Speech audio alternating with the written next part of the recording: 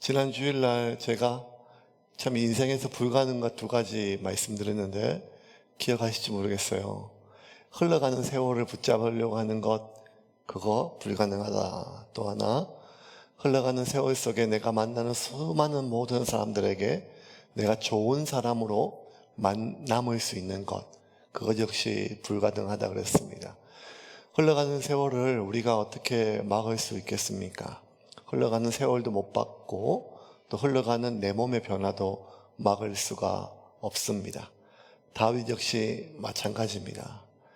그냥 작은 마을에 그냥 허드렛하는 목동에 불과하였지만 하나님이 그를 기름 부으사 이스라엘 왕으로 세우시고 골리앗을 물리치고 이스라엘에서 가장 뛰어난 그런 지혜로운 자, 가장 용기 있는 장군, 그리고 그 어떤 누구보다 아름답게 수금을 연주하는 연주자, 묵상가, 이 모든 것들이 다윗 안에 하나님께서 부어주신 귀한 은사이고 또 다윗의 재주였죠. 파란만장한 삶을 살았습니다. 왕의 사위가 됐다가 왕의 원수가 되었다가 이방인들이 이름만 들어도 벌벌 떠는 무서운 장군이었다가 그 이방인들 나라에 망명하여서 이방왕의 개가 되어 그들의 비위를 맞추며 살다가 원통하고 억울하고 또 여러 가지 많은 범법자들 같은 사람들과 함께 어울려 무리를 만들고 이리저리 떠들어 다니는 그러한 오늘 내일 아니라 언제 자신이 어떻게 될지 모르는 그러한 하루를 기약할 수 없는 삶을 살면서 어느 순간 하나님의 때에 하나님이 기름 부어 세웠던 그 왕을 온전히 회복시켜 주셔서 유다의 왕이 되었다가 통일 이스라엘의 왕이 되었다가 이제는 이스라엘뿐만 아니라 주변에 있는 그 어떤 나라들보다 아주 강대국이 되어서 이전에 조공을 바치던 나라들로부터 조공을 받는 그러한 삶을 살았습니다. 그렇게 살다가 그렇게 하나님 앞에 민감하고 누구보다 하나님 마음에 합하였던 다윗이 그가 자기가 하나님의 말씀을 떠나면 얼마나 타락할 수 있고 얼마나 초라할 수 있는지를 망각한 채 그가 인간의 정욕을 이기지 못하고 육체의 정욕을 이기지 못하여 밧세바를 범하고 그 사실을 숨기기 위하여 밧세바의 남편 우리아를 아주 비겁하고 잔인하게 죽게 하고 그 일의 결과로 결국 그의 아들 압살롬이 난을 일으켜 백주 대낮에 아버지를 죽이려고 하고 아버지의 여인 그의 어머니들을 백성들 앞에 범하는 이러한 엄청난 일을 저질렀죠. 그렇게 씻을 수 없는, 지워질 수 없는 고통과 아픔 속에서도 모진 목숨 끊어지지 않고 왕으로 살고 이제는 정말 하나님 앞에 그 어떠한 욕망과 그 욕심도 부리지 않을 것 같았던 그 다윗이 이제 다 늙어서 내가 한평생 얼마나 이루었는가, 내가 한평생 얼마나 성취하였는가, 내가 이제 곧 죽어 사람들에게 나는 어떻게 기억될 것인가, 그 노역을 이기지 못하고 하나님의 뜻이 아닌 인구조사를 하였다가 큰 징계를 받아 그로 인해서 7만 명이 3일 동안 이스라엘 백성들이 죽임당하는 일을 겪었습니다. 하나님께서 그 마지막 장면은 제단이었죠. 사무엘서의 마지막 장면은 제단이었습니다. 자신의 죄와 자신의 허물을 기억하고 있는 제단. 하지만 그럼에도 불구하고 그 제단에서 다윗을 속죄제가 아닌 화목제로 만나주신 하나님. 아무리 씻어도 그의 평생을 씻고 자손 대대로 씻어도 씻을 수 없는 수많은 치욕과 과욕이 오욕이 점철되어 있는 그의 삶을 하나님은 다 씻고 다 정결케 해야 만나주신다 하지 아니하시고 여전히 그의 죄와 그의 아픔과 그의 욕망과 그의 수많은 수치들을 그 흔적들을 기억하고 있는 제단 위에서 화목제로 다윗을 만나 주셨습니다. 내가 너를 용서한다. 내가 너를 씻어준다. 내가 너를 기뻐한다. 너는 내 자녀이다. 그를 받아주시고 그를 안아주시고 그를 만나주시고, 그리고 하나님이 다윗이 하나님 안에 안착할 수 있었던 그 유일한 접촉점이 바로 솔로몬이 지었던 거대하고 웅장하며 화려했던 성전이 아니라 다윗의 초라하고 어쩌면 그의 죄와 허물을 기억하고 있는 그러한 조그마한 제단이었습니다. 그것이 지난주에 마지막까지 우리가 살펴보았던 이 사무엘서의 마지막 결론이었어요. 그리고 다윗이 이제 점점 나이가 들었습니다. 더 늙었습니다. 이제는 거의 기력이 쇠하여 뭘 먹어도 맛을 모르고 뭘 입어도 따뜻하지 않고 뭘 들어도 알아듣지 못하는 그런 시기가 되었습니다. 그러니까 어르신들이 연세가 되시면 총기도 떨어지고 귀도 잘 안 들리시고 기억력도 없으시고 했던 말 또 하고 했던 말 또 하고, 이번 주일도 일부 예배 끝나고 정신이 없고 막 그냥 막 다 막 사람들 막 가르치고 하고 또 뭐 세례교육하고 막 하고 막 밥 먹을 시간도 없고, 그래 급하게 또 제 자리에 갔더니 핸드폰에 저희 어머님이 전화가 오셨어요. 부재 중이라서 또 무슨 일이 있나 갑자기 걱정이 돼가 전화를 해봤더니 야야 노래 자랑이 몇 번이냐 아무리 들어도 전국 노래자랑이 안 나온다고 그러셔가지고, 예. 그래서 뭐 그것도 가르쳐 드렸더니만 또 뭐 다 지나갔다 이제 딱 뭐 다음에 들으면 되지 이러면서 하시면서 조금 이따 또 전화 오셔가지고 야야 노래자랑이 몇 번이냐 자꾸 까먹으세요. 자꾸 까먹으시고, 예, 기억력이 없죠. 다윈 역시 마찬가지였어요. 이제 이스라엘에서 가장 지혜로웠거든요. 영특하였어요. 하나님께 가장 가까웠어요. 그랬던 다윗 역시 인간이었죠. 그리고 인간이라 함은 그 죄의 결과물인 생로병사, 그러니까 인간의 그 모든 노화를 지닐 수밖에 없는, 연약함을 가질 수밖에 없는 인간 아니겠습니까? 그가 늙은 막을 수 없는 노화 속에서 점점 쇠락하는 모습을 오늘 1절부터 3절 열왕기상의 첫 시작은 한 인간, 아니 어쩌면 이스라엘에서 가장 강해 보이고 가장 용감해 보였던 그 한 인간의 쇠락하는 장면으로 시작하게 됩니다. 우리 1절부터 3절까지 같이 읽겠습니다. 다윗 왕이 나이가 많아 늙으니 이불을 덮어도 따뜻하지 아니한지라 그의 시종들이 왕께 아뢰되 우리 주 왕을 위하여 젊은 처녀 하나를 구하여 그로 왕을 받들어 모시게 하고 왕의 품에 누워 우리 주 왕으로 따뜻하시게 하리이다 하고, 이스라엘 사방 영토 내에 아리따운 처녀를 구하던 중 수넴 여자 아비삭을 얻어 왕께 데려왔으니, 왕이 그렇게 늙어서 이제는 점점 쇠락하니까 이제 신하들이 어떻게 하면 좋으냐, 왕이 점점 저렇게 늙어가니까 왕의 원기를 보하자, 그렇게 해서 그 원기를 보하면 뭐 장 하나 좀 잡아서 푹 고아주지 왜 또 이 아름다운 또 젊은 소녀를 데려가는지 모르겠어요. 예나 지금이나 이렇게 참 하지만 이것이 고대의 관습이었습니다. 고대의 관습이어서 큰 죄나 이런 허물이 아니라 그러한 늙은 노인을 봉양하는 하나의 방법이었습니다. 팔도를 다 뒤졌어요. 뒤져서 참 아름답고 또 귀한 그런 한 여인을 골라서 왕의 침상에 이렇게 넣어 주었습니다. 그러니까 잠자리를 함께 하기를 바랐던 거죠. 그렇게 했더니 뜻밖의 일이 좀 벌어졌어요. 뜻밖의 일은 무엇은 가면 아무 일도 안 벌어졌어요. 4절입니다. 같이 한번 읽겠습니다. 4절입니다.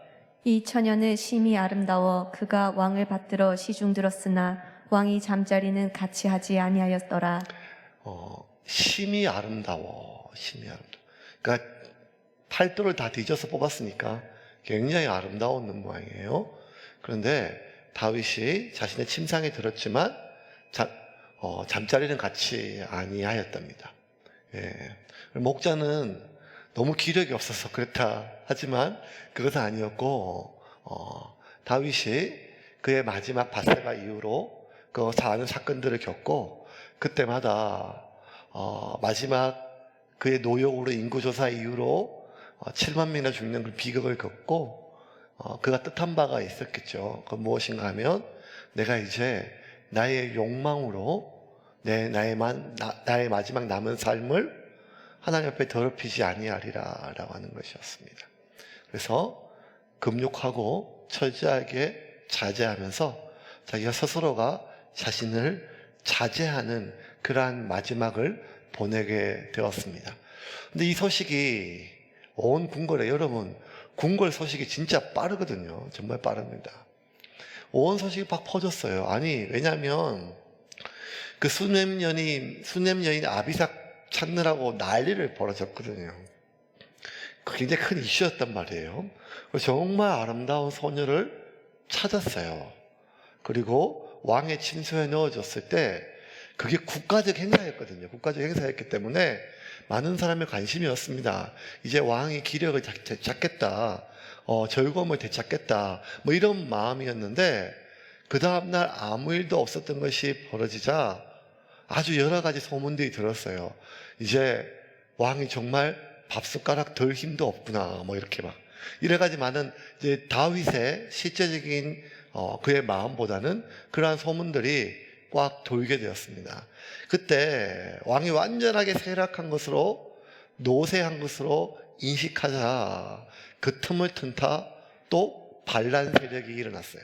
그 어떤 일인가 하면 압살롬 다음으로 태어났던 이 아도니아라고 하는 이 사람이 자기가 왕이 되기 위해서 스스로 일을 꾸몄습니다. 5절입니다. 5절에서 같이 보겠습니다. 그때에 학깃의 아들 아도니아가 스스로 높여서 이르기를 내가 왕이 되리라 하고 자기를 위하여 병거와 기병과 호위병 50명을 준비하니 학깃의 아들 아도니아가 스스로를 높여 이르기를 내가 왕이 되리라 하고 자기를 위하여 병거와 기병과 호위병 50명을 준비하니라. 여러분, 스스로 높여. 사람을 높이고 낮추는 것은 인간에게 불가능한 일이 아니었겠습니까? 오직 하나님만이, 재판장 되신 하나님만이 사람을 높이기도 하고 낮추기도 한다고 75편 5절 말씀 우리가 함께 나누었습니다. 사람을 높이고 낮추는 것은 오직 하나님만 하실 수가 있습니다. 그런데 이 하나님의 일을 자기가 대신하려고 하는 일은 그 어떠한 죄악보다 큰 죄예요. 하늘에 있는 천사라도 사탄으로 전락시킬 수 있는 일이 무엇인가 하면 자기 스스로 높아지려고 하는 일이었습니다. 그 일을 지금 학깃의 아들 아도니아가 스스로 높아지려고 하였습니다. 하나님에 의해서가 아니라 스스로 높아지기 위해서는 사람의 힘이 필요해요. 그래서 아도니아는 자기가 왕이 되기 위하여 필요한 사람을 모았습니다. 7절입니다. 같이 읽겠습니다. 아도니아가 스루야의 아들 요압과 제사장 아비아달과 모이하니 그들이 따르고 도우나 아도니아가 스루야의 아들 요압은 누군가 하면 국방부 장관이죠. 참모총장입니다. 다윗의 모든 병권을 가지고 있는 요압입니다. 근데 요압이 이미 다윗과 상당히 지금 틀어졌어요. 언제? 압살롬을 죽였을 때부터. 그래서 이 다윗 이후로 누가 왕이 되는가가 굉장히 요압한테 중요했는데 아도니아가 왕이 된다고 할 때 도움을 요청했을 때 요압이 그 손을 잡았습니다. 다윗의 뜻이 아님을 요압은 알고 있었어요. 다윗은 솔로몬을 왕으로 세운다고 하는 것을 그의 측근들은 다 알고 있었기 때문이에요. 또 한 사람이 누구였는가 하면 그의 다시 7절 한번 볼까요? 7절 말씀. 제사장 아비아달이에요. 제사장 아비아달과 모이하니 그들이 따르고 도우나. 여러분, 이제 이 거사를 치르고 정권을 잡는 데 필요한 가장 강력한 두 가지. 하나는 군사력, 병권을 가졌습니다. 요압 휘하에 강력한 정예 군사가 있었습니다. 또 하나는 대의와 명분이 필요해요. 아직 다윗이 죽은 것이 아니잖아요. 그러면 다윗이 살아있을 때 새롭게 왕조를 시작하는 것은 대의와 명분이 필요한 일입니다. 그런데 그 대의와 명분의 가장 좋은 것이 무엇인가 하면 하나님의 뜻이에요. 하나님의 뜻. 그리고 그 하나님의 뜻은 하나님은 직접 말씀하지 않고 사람을 통해서 말씀하셨거든요. 그래서 제사장 아비아달을 보습하고 아비아달과 함께 나라를 세우기를 원했을 때 아비아달이 이 아도니아의 손을 잡아서 이 거사를 모의합니다. 아도니아는 제사장이에요. 제사장은 하나님과 인간 사이에 서서 서로 연결시켜주는 직분이 바로 제사장이에요. 그런데 아도니아는 지금 하나님의 뜻을 묻지도 않고 오직 사람의 편에 서서 사람의 손을 잡아주고 그것이 하나님의 뜻인 양 백성들을 속이기 시작하였습니다. 이미 이때부터 여러분 제사장이 아니더라도 이스라엘 모든 민족은 하나님을 믿는 민족이고 하나님을 섬기는 민족이에요.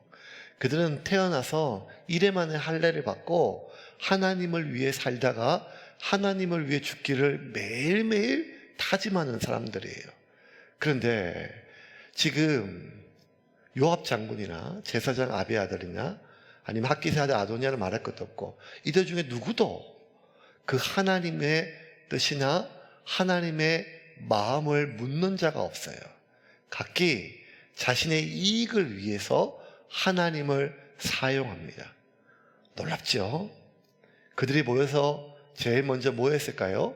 기도했을 거예요, 아마. 모의를 다 마치고 뭐 했을까요? 기도했겠죠. 제사장 아비아달이 있으니 얼마나 간절하게 기도하고 축복했을 것입니까? 그리고 이 모든 뜻은 하나님의 계획과 섭리라고 확정했을 것입니다.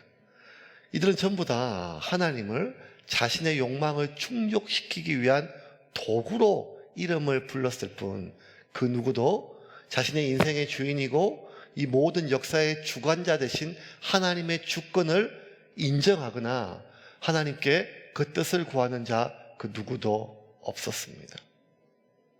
여호와라고 하는 이름은 철저하게 이들에게 종교로 전락하였고 그들의 무엇보다 냄새나고 추악한 자신의 욕망을 충족시키는 도구로 거룩한 여호와의 이름이 사용되었습니다. 하나님은 친히 계명을 인간에게 쓰셔서 주시면서 내 이름을 망령되이 일컫지 말라고 하셨는데 이 망령되이 일컫는 말은 개독 이런 것도 망령되이지만 하나님께서 가장 싫어하시는 망령되는 것은 하나님의 이름을 자신의 욕망을 위해서 사용하는 것입니다. 그러므로 하나님의 이름은 불신자에 의해서 망령되이 이끌는 것이 아니라 신자들에 의해서 망령되이 이끌받게 됩니다. 하나님의 영광은 불신자에 의해서 땅에 떨어지는 것이 아니라 하나님의 자녀라고 스스로 이야기하는 사람들에 의해 땅에 떨어져 있습니다. 성경에 나와 있는 대부분의 심판과 하나님의 분노는 불신자들을 향한 것이 아니라 하나님의 이름을 걸고 민족을 시작하고 하나님의 이름을 걸고 나라를 시작했으며 하나님의 이름을 걸고 기업을 시작하고 하나님의 이름으로 교회를 시작한 하나님의 이름을 빙자한 무리들을 향하여 하나님의 진노와 하나님의 심판은 여전히 끊이지 않고 반복되고 있습니다. 그리고 지금도 그 일은 계속 오늘 본문 속에서 진행되고 있었습니다. 이들의 노력이 어떻게 됐을까요? 성공했어요. 9절부터 10절까지입니다. 같이 읽겠습니다. 아도니아가 에느록의 근방 소헬렛 바위 곁에서 양과 소와 살찐 송아지를 잡고 왕자 곧 자기의 모든 동생과 왕의 신하된 유다 모든 사람을 다 청하였으나 선지자 나단과 브나야와 용사들과 자기 동생 솔로몬은 청하지 아니하였더라. 자, 모든 왕자들과 종친들을 다 모으고 왕의 죄관식, 왕의 선포식을 했습니다. 근데 나단과 또 몇몇 사람들을 자신들에 의해서 자신들을 인정하지 않을 것 같은 사람들, 다윗 왕의 최측근들을 그들은 초청하지 않고 왕의 즉위식을 거행을 하였습니다. 이제 왕이 되었어요. 성공을 했어요. 많은 백성들도 박수치고 소리를 높였어요. 어떻게 성공했을까요? 거사에 필요한 요소들을 다 갖췄기 때문이에요. 병권, 군사들 가졌죠. 명분, 하나님의 이름, 현역 대제사장을 초빙하였어요. 대제사장이 하나님의 뜻임이 이 모든 것은 하나님의 뜻이고, 이 사람은 왕의 아들이었고, 다윗의 척자 압살롬 다음에 태어난 아들이었고, 그의 자질이 충분하며, 그리고 그에 필요한 모든 것들이 다 갖춰졌어요. 그리고 무엇보다 가장 중요한 것, 가장 적기적때, 필요한 때, 기가 막힌 때에 왕의 즉위식을 하였어요. 언제? 왕이 아직 죽기 전에.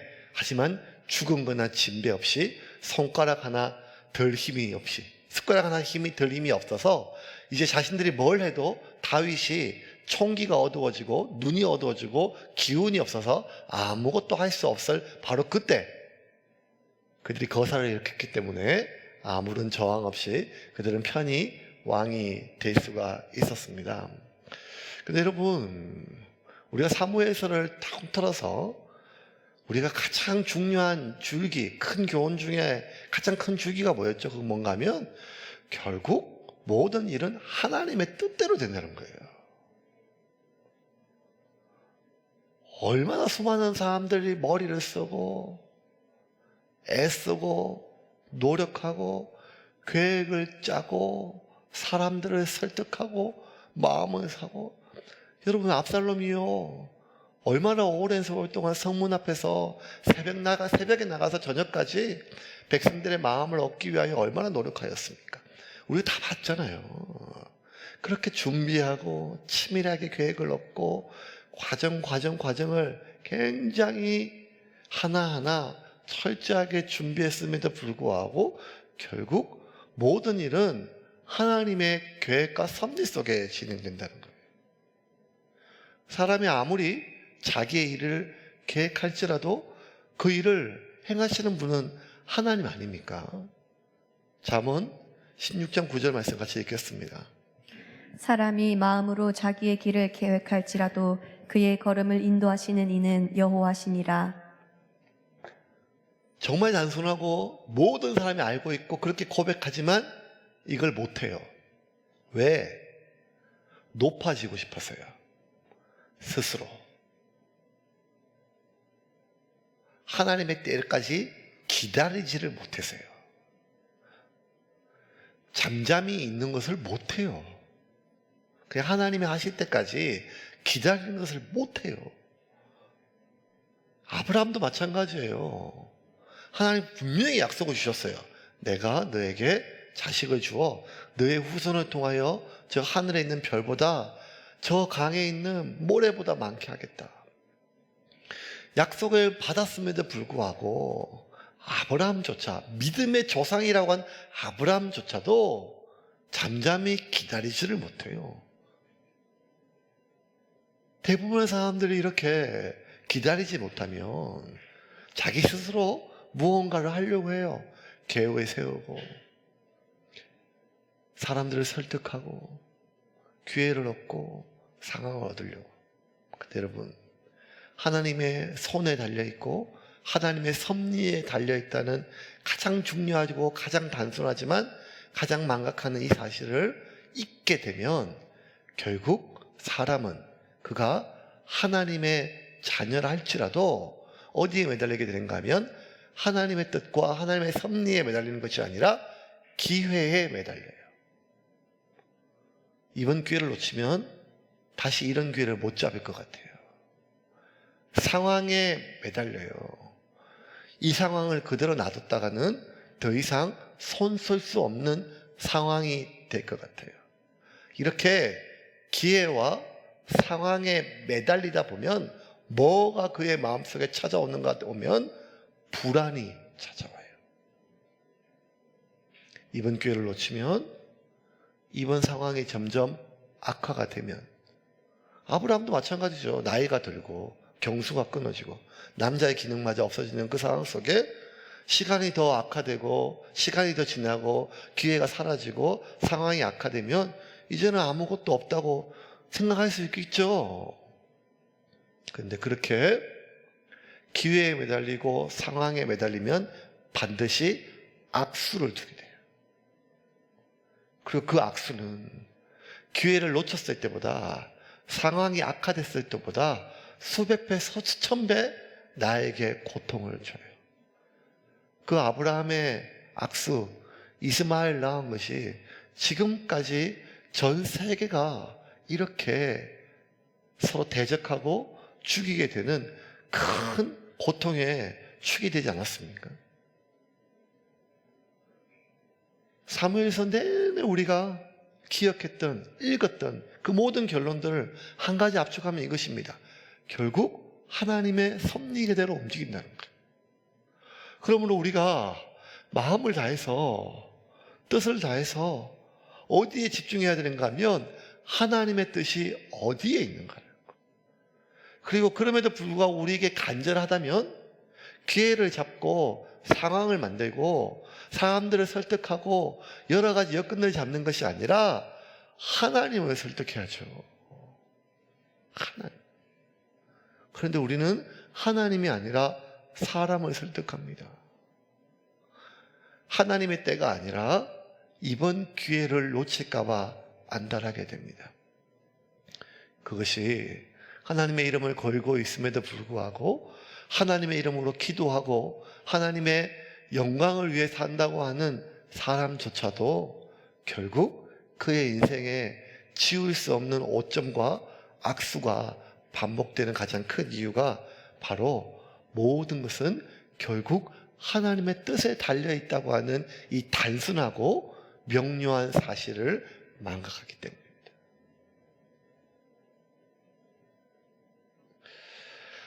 아도니아가 왕이 됐다는 소식이 빨리 퍼졌어요.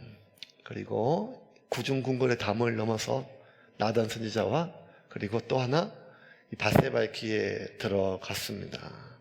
나단 선지자 밧세바가 이제 이 소식을 듣고 발빠르게 움직였어요. 아도니아가 이제 모든 권력을 잡게 되면 제일 먼저 누구를 죽일까요? 솔로몬이죠. 솔로몬의 어미였던 밧세바를 죽이겠죠. 그리고 나머지 남아있는 다윗의 최측근들을 죽이지 않겠습니까? 불을 뻗어 뻔한 일입니다.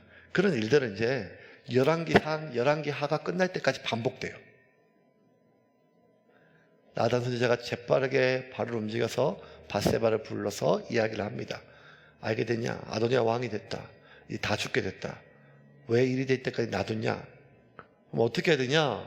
밧세바가 물으니까 나단 선지자가 다윗 왕에게 찾아가서 어떻게 말해야 될지를 다 일러줍니다. 발빠르게 움직이는 나단 선지자와 밧세바의 모습을 한번 보겠습니다. 11절부터 14절입니다. 나단이 솔로몬의 어머니 밧세바에게 말하여 이르되 학깃의 아들 아도니아가 왕이 되었음을 듣지 못하였나이까? 우리 주 다윗은 알지 못하시나이다. 이제 내게 당신의 생명과 당신의 아들 솔로몬의 생명을 구할 계책을 말하도록 허락하소서. 당신은 다윗 왕 앞에 들어가서 아르기를 내 주 왕이여, 전에 왕이 여종에게 맹세하여 이르시기를 내 아들 솔로몬이 반드시 나를 이어 왕이 되어 내 왕위에 앉으리라 하지 아니하셨나이까? 그런데 아도니아가 무슨 이유로 왕이 되었나이까 하소서. 당신이 거기서 왕과 말씀하실 때에 나도 뒤이어 들어가서 당신의 말씀을 확증하리이다. 밧세바 급하게 뛰어가가지고 늙은 다윗을 붙들고 늘어집니다. 여러분, 그러니까 이게 그 KBS에 하는 역사 사극이나 MBC나 이스라엘이나 다 똑같이 움직여요. 당신 우리 아들한테 왕위를 물려주기로 한 거 아니? 뭐 약속했잖아, 뭐 이렇게 얘기하면서 얘기를 합니다. 다윗이 늙고 쇠락하고 총기가 어두워지고 남자로서뿐만 아니라 왕으로서의 기능이 다 끝난 줄 알았는데 다윗이 그 이야기를 다 들어보니 다윗은 여전히 왕은 왕이었어요. 그럴 리가 없다. 내가 분명히 기억한다. 내가 하나님께 맹세했다. 내 뒤를 이을 왕은 밧세바의 아들 솔로몬이라는 것. 내가 이를 바로잡겠다. 다윗이 이렇게 이야기를 합니다. 28절 30절 같이 보겠습니다. 다윗 왕이 명령하여 이르되 밧세바를 내 앞으로 부르라 하매 그가 왕의 앞으로 들어가 그 앞에 서는지라. 왕이 이르되 내 생명을 모든 환난에서 구하신 여호와께서 살아계심을 두고 맹세하노라. 내가 이전에 이스라엘의 하나님 여호와를 가리켜 내게 맹세하여 이르기를 내 아들 솔로몬이 반드시 나를 이어 왕이 되고 나를 대신하여 내 왕위에 앉으리라 하였으니 내가 오늘 그대로 행하리라. 그대로 행한다는 거예요. 그리고 다윗은 정확하게 어떻게 행해야 될지를 알았어요. 다윗을 못 따라가죠. 다윗은 그들이 왕의 즉위식을 하였지만 공식적인 왕의 즉위식을 만듭니다. 다윗의 노새, 왕이 타는 노새에 솔로몬을 태우고 이스라엘 한 바퀴를 다 돌고 자기들끼리 모여가지고 즉위식이 아니라 성막에서 정식으로 기름을 솔로몬에게 부어서 온 백성들에게 공포하는 공식적인 왕의 즉위식을 거행하게 만듭니다. 그리고 그 일은 일사천리로 진행되었습니다. 38절부터 40절입니다. 같이 읽겠습니다. 제사장 사독과 선지자 나단과 여호야다의 아들 브나야와 그렛 사람과 블렛 사람이 내려가서 솔로몬을 다윗 왕의 노새에 태우고 인도하여 기훈으로 가서 제사장 사독이 성막 가운데에서 기름 담은 뿔을 가져다가 솔로몬에게 기름을 부으니 이에 뿔나팔을 불고 모든 백성이 솔로몬 왕은 만세수를 하옵소서 하니라. 모든 백성이 그를 따라 올라와서 피리를 불며 크게 즐거워하므로 땅이 그들의 소리로 말미암아 갈라질 듯하니 온 나라가 이제 막 난리가 벌어졌어요. 이 소식을 누가 들었는가 하면 이 아도니아 패거리들이 아직도 모여 있었거든요. 들었어요. 무슨 소리냐 하고 좀 알아보고 사람을 보냈더니 이미 다 게임이 끝이 나 있는 거예요. 큰일 났습니다. 솔로몬이 왕의 노새를 타고 공식적으로 이스라엘의 다윗의 적통을 잇는 왕이 되었습니다. 그리고 이 환호성은 온 백성들이 기뻐하고 즐거워하는 환호성입니다. 그러자 그곳에 모여있는 사람들이 빛의 속도로 흩어지기 시작했습니다. 각자 굉장히 제일 빠른 것은 병권을 가지고 있는 요압이 빨리 막 쏟았어요. 여러분, 그들이 얼마 전에 모일 때 어떻게 모였는가 하면 다 나는 싫지만, 이렇게 하기 싫지만 나라를 위해서, 민족을 위해서 내 한 목숨 다치겠다. 하나님의 이름을 위해서 이 나라를 이렇게 놔두면 안 된다. 나는 싫지만, 나는 원하지 않지만 하나님을 위해서, 민족을 위해서, 나라를 위해서, 백성을 위해서 내 한 목숨 바치겠다고 하던 사람들이 빛의 속도로 자신의 목숨을 지키기 위해서 다 흩어졌어요. 이걸 보면 인간이 대의와 명분으로 걸어놓은 그 명분이란 것이 얼마나 깃털보다 가벼운 것임을 알 수 있어요. 그들이 내세우는 그 명분의 단어는 무거운 거예요. 백성, 민족, 하나님. 하지만 결국 역사가 증명하거든요. 하나님의 뜻에 의하여 하나님의 방법으로 진행되지 않는 그 모든 일은 결국 백성이 아니라 자신을 위해서, 대의를 위해서 아니라 자신의 더러운 욕망을 위해서, 하나님의 뜻이 아니라 사탄의 뜻에 의해서 자기가 자기 스스로를 높이고 자기가 자기 스스로 자기가 원하는 것을 얻기 위한 자신의 욕망의 성취의 과정일 뿐임에도 불구하고 인간은 모든 사람과 심지어 자기 자신도 속이면서 이것은 백성을 위한 것이고, 이거는 민족을 위한 것이고, 이것은 국가를 위한 것이고, 이것은 교회를 위한 것이다. 다 도망갔어요. 여기서 우리가 여러분 기도해야 될 이유가 있습니다. 한 나라의 지도자는 온 국민이 함께 기도해야 될 이유가 여기에 있습니다. 어떤 지도자가 뽑히는지. 그래서 한 교회의 리더도 마찬가지입니다. 수요일날 지금 온라인이든 아니면 여기 모여서 예배하시고 기도하시던 분들이든 어쨌든 수요일날 이 시간 함께 하시는 분들은 새로운 교회를 지탱하시는 기도의 가장 큰 동력자들입니다. 저와 여러분이 이 시간 함께 기도해야 될 것은 무엇인가 하면 저를 비롯한 교회 순장들과 교회 리더십들이 자신의 욕망과 세상의 욕망에 하나님의 이름을 사용하지 않기를 간절히 구하는 것입니다. 이게 자꾸 겁이 나요, 저도. 자꾸 겁이 나요. 하나님 마지막까지 하나님 앞에 정직한 사역자로 마지막까지 설 수 있도록 하나님 저를 인도해 달라고. 처음에 가졌던 마음을 잃지 않도록. 근데 목사는 말하는 사람이고 혀가 짧든 길든 하나님의 뜻과 자신의 뜻을 혼재시킬 수 있는 사람이기 때문에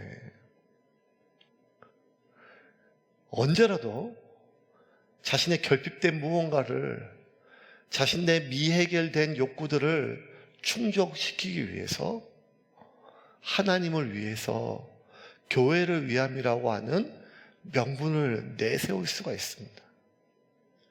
하지만 그 명분이 아무리 정교하고 아무리 그럴듯하다 할지라도 결국 모든 일은 하나님의 뜻대로 섭리대로 진행될 수밖에 없으며 거짓은 세월 속의 진리 가운데 반드시 드러난다는 것을 제가 설교했고 그렇게 믿음에도 불구하고 우리는 자꾸만 하나님의 뜻을, 교회를 하나님의 나라라고 하는 정말 우리가 감당하기 힘든 그 무거운 단어들을 사용하여 우리의 욕망들을, 우리의 더러운 깊은 욕구들을 덮고 또 포장하는 일에 우리의 기도와 예배와 심지어 헌신까지, 구제와 선교와 희생까지도 사용할 수 있는 존재임을 기억해야 된다는 것입니다. 그래서 여러분, 특별히 오늘 이 예배 드리는 세움교회 가족들은 저를 위해서 더 기도해 주십시오. 부족한 제가 하나님 끝까지 사역을 맡기는 그 순간까지 하나님 앞에서, 말씀 앞에 나의 욕망과 성취와 그리고 인정을 위하여 하나님과 교회의 이름을 사용하지 않도록 지켜주십시오. 그것이 우리의 간절한 기도가 되어질 줄 믿습니다. 아멘. 두 분밖에 안 하셔가지고 제가 힘이 안 납니다. 다 도망갔어요. 다 도망가고 순간 돌아보니까 아도니아 지 혼자 남았어요. 그래도 같이 데려가야 될 거 아니에요. 후일을 도모하기 위해서는. 여러분, 이런 것들은 원래 이렇게 의리 뭐 이런 게 없어요. 의리, 충성 이런 거 말하는 사람들이 제일 없어요. 그래서 데려가야죠, 아도니아를. 아무도 없어요. 막 그냥 방금 전까지 막 그냥 충성을 맹세하고 죽을 때까지 섬긴다 하고 목숨을 바친다 하고 이런 거 진짜. 아도니아 기아가 막혀서 갈 데가 없으니까 어디를 가는가 하면 성막에 가서 제단 뿔을 잡습니다. 왜냐하면 성막 위에서, 제단 뿔 위에서, 제단 위에서는 사람을 죽일 수가 없거든요. 그 자기가 죽임당할까봐 그 뿔에서 안 내려와요. 군사들 나중에 이제 다음 주에 보면 이제 잡으러 오거든요. 오면 죽을 때까지 그걸 붙잡고 안 내려와요. 날 여기서 죽이라고 하면서 살기 위해서 제단 뿔을 잡습니다. 50절 같이 읽겠습니다. 50절입니다. 같이 읽겠습니다. 아도니아도 솔로몬을 두려워하여 일어나 가서 제단 뿔을 잡으니. 자, 이제 말씀을 좀 정리하겠습니다. 여러분, 이 제단은 어떤 것이에요? 사무엘서의 마지막은 제단으로 끝이 나잖아요. 근데 또 제단이 시작해요. 근데 사무엘서의 마지막 제단과 열왕기상의 시작의 제단은 달라요. 제단은 하나님이 하나님과 인간이 서로 안착할 수 있는 곳이에요. 우리의 죄와 나의 죄와 허물을 기억하고 나의 죄와 허물 때문에 죄 없이 죽어가는 희생 제물 위에 하나님이 안착하셔서 우리를 받아주시고 우리를 용서하시고 우리를 기뻐하시기를 결정한 하나님이 인간이 하나님께 안착되는 곳이 그 제단이에요. 근데 그 제단 위에 올려진 그 무엇이라도 살아있는 것은 없어요. 송아지도 죽고 염소도 죽고 비둘기조차 죽습니다. 열매로 들여진 것은 다 엉겨져서 기름으로 죽고 가루로 들여진 것은 태워서 없어집니다. 그러므로 제단 위에는요 살아있는 것이 없어요. 죽어야 그곳에 하나님이 임하십니다. 그러면 제단은요 내가 죽는 곳이에요. 내가 내 죄를 기억하고 나의 허물을 기억하며 나의 연약함을 기억하며 이런 내가 죽어 마땅함을 인정하고 그럼에도 불구하고 나를 불쌍히 여겨달라고 내가 죽어지고 내가 흘려지고 내가 녹아지고 내가 깨어지고 가루가 되는 곳이 바로 제단입니다. 제단 위에는 그 어떤 것도 살아있는 것이 없습니다. 그러므로 제단으로 올라가는 길은 죽으러 가는 길입니다. 아브라함이 모리아산을 올라가는 그 길은 내가 죽는 것보다 더 고통스러운 나의 가장 소중한 자식을 죽이러 올라가는 곳입니다. 그게 제단입니다. 그것이 아라우나의 타작마당 모리아산이었어요. 다윗의 마지막 제단이었어요. 그 마지막 제단에서 다윗은 죽었어요. 그런데 지금 아도니아는 살려고 제단 위에 올라갔습니다. 자기를 지키려고 제단 위에 올라갔습니다. 자신의 더러운 욕망과 자신의 비루한 목숨과 자신이 현재 누리고 있는 그 알량한 이 한 줌밖에 안 되는 무언가를 지키기 위해서 제단에 올라가 제단 뿔을 잡고 늘어지고 있습니다. 어쩌면 제단은 하나님과 인간이 가장 가까이 만나는 곳이 접촉하는 것이 제단인데 지금 아도니아는 제단에 있음에도 불구하고 하나님으로부터 가장 멀리 떨어져 있습니다. 왜? 그는 살기 위하여 자기를 지키기 위하여 자기를 죽이고 자기를 깨트리는 곳에 서 있기 때문입니다. 이건 아도니아만 그런 것이 아닙니다. 우리의 삶은 내가 살기 위해 사는 것이 아니라 나는 죽고 내 안에 예수가 사는 삶이 아니겠습니까? 나는 죽고 내 안에 예수가 사는 삶입니다. 그러므로 우리의 예배는 내가 죽고 내 안에 예수가 사는 예배입니다. 그러므로 우리의 기도는 내가 죽고 내 안에 주님의 뜻이 사는 기도입니다. 아버지, 나의 뜻대로 하지 마옵시고 아버지의 뜻대로 되기를 원하나이다. 그러한 죽음이 없다면, 그러한 깨뜨림이 없다면 그 예배가, 그 기도가, 그 헌신이 아무리 간절한 것이다 할지라도 그것은 아도니아가 붙잡고 있는 제단불에 불과한 것입니다.